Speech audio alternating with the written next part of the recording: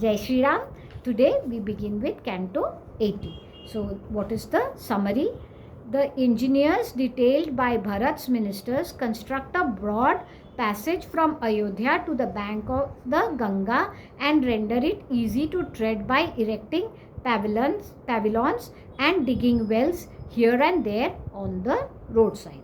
Now, men expert in divining the presence of subterranean water in a given plot of land, those adept in designing buildings, pavilions, etc., gallant men, vigilant in their duty of guarding the roadways, workmen expert in sinking wells and digging tunnels, etc., mechanics contriving devices for crossing streams, etc., or obstructing the flow of water, paid laborers, architects, men expert in making catapults, etc., even so, carpenters and those entrusted with the duty of clearing or guarding the way, hewers of trees and cooks, men expert in plastering and whitewashing, etc., those preparing mats and winnowing fans, etc., from bamboos and making articles of leather such as saddles and capable guides set forth in advance. Marching with joy to the region where Sri Ram was sojourning, that huge multitude of men really shone like a great upsurge of the ocean on a full moon. Seeking the company of their own confreres, men skilled in constructing roads, etc., marched ahead with implements of various kinds, removing boughs of trees as well as creepers and shrubs, slumps and rocks too, and cutting down trees of every description that obstructed the way. These men hoed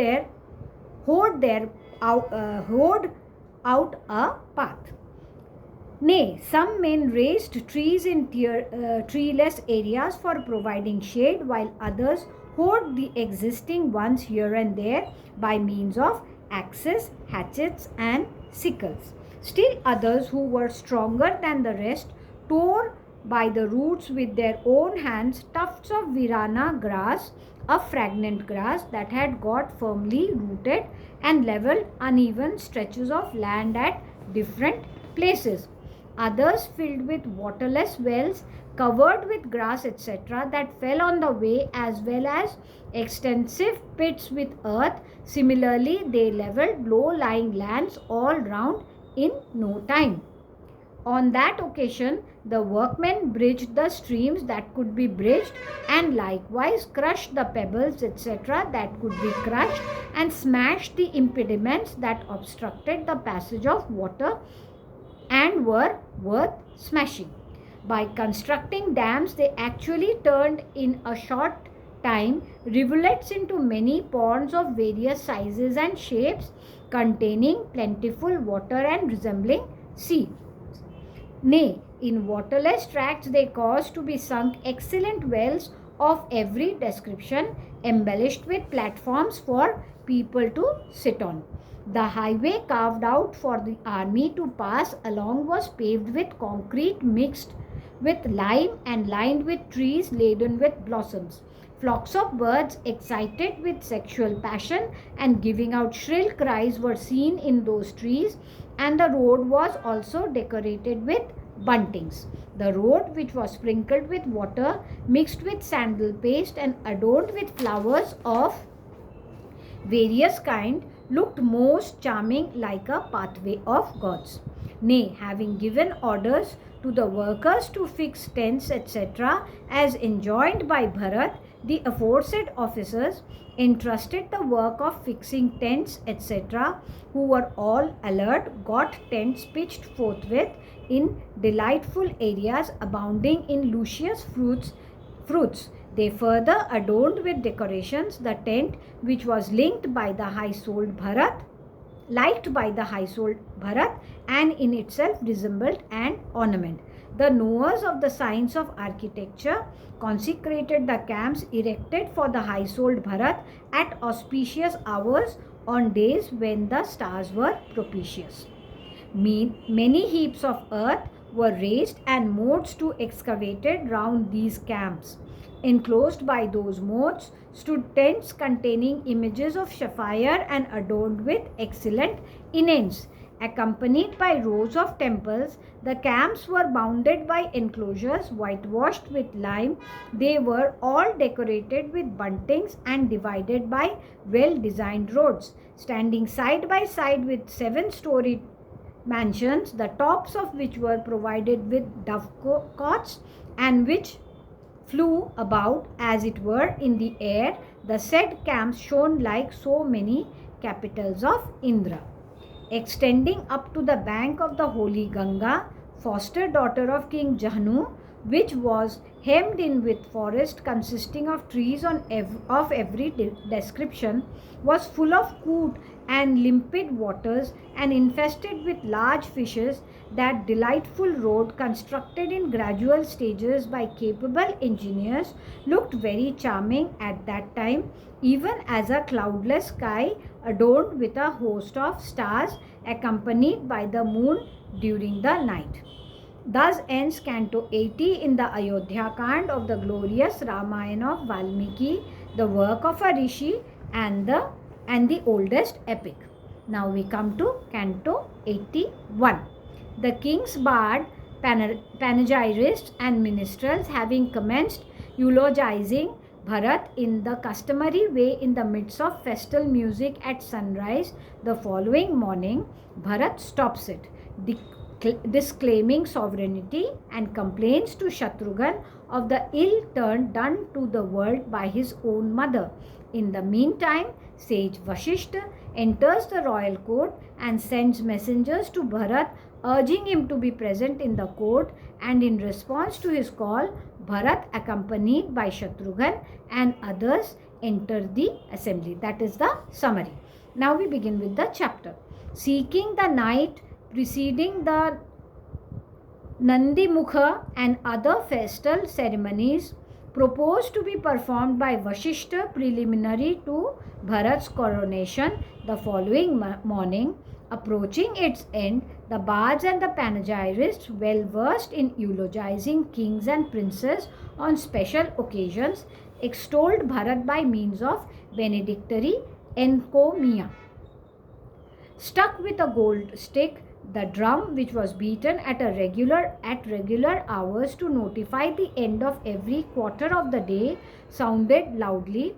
Nay, the servants blew conches and sounded hundreds of musical instruments of various pitches, filling the space on all sides as it were. That very loud sound of musical instruments further oppressed with grief Bharat, who was already tormented with grief, causing that music to be completely stopped the moment he was roused as a result of it, and saying that he was not the ruler, spoke to the celebrated Shatrughan as follows. See, O Shatrughan, the great wrong that has been done to the world by Kaikeyi. After leaving a legacy of sufferings to my share, King Dashrath too has departed from this world. This royal fortune, rooted in righteousness of that high-souled monarch who was an embodiment of piety, is drifting like a boat without a pilot or in water. Even the celebrated Sri Ram, who was undoubtedly our very great protector and Lord, has been sent to exile to the forest by this very mother of mine, casting righteousness to the winds. Perceiving Bharat lamenting as aforesaid in a distracted state of mind at that critical moment, all the women present in the gymnasium piteously wailed at the top of their voices. While Bharat was wailing as mentioned above, the highly illustrious sage Vashishta, who was well versed in the code of conduct prescribed for kings, entered the court of King Dashrath. Accompanied by his host of pupils, the sage, whose mind was given to piety, got into the delightful council chamber, which was mostly built of gold and studded all over with pearls and precious stones of various kinds, and looked like Sudharma, the court of Indra, a lord of paradise. The sage who had mastered all the Vedas occupied a seat of gold covered by a cloth bearing the design of swastika, denoting good luck, and commanded the messengers as follows so the tradition goes.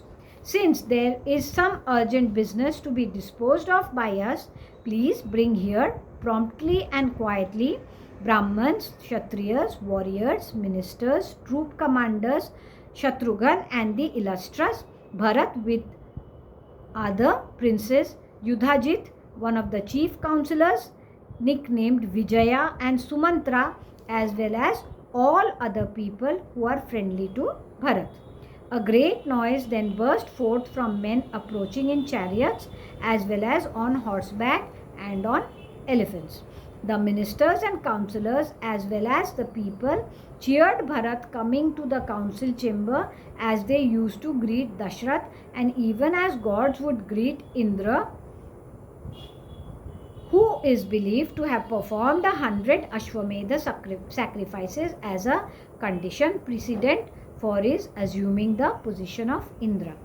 Resembling a pool having still waters and infested with thyme, that is a kind of infested with timis, a kind of fish credited with a length and breadth of many leagues, and sea elephants, and full of gems, conches, and dust of gold, the aforesaid court, graced with the august presence of Bharat, son of Dashrath, looked as it did when adorned with the presence of Dashrath in the past.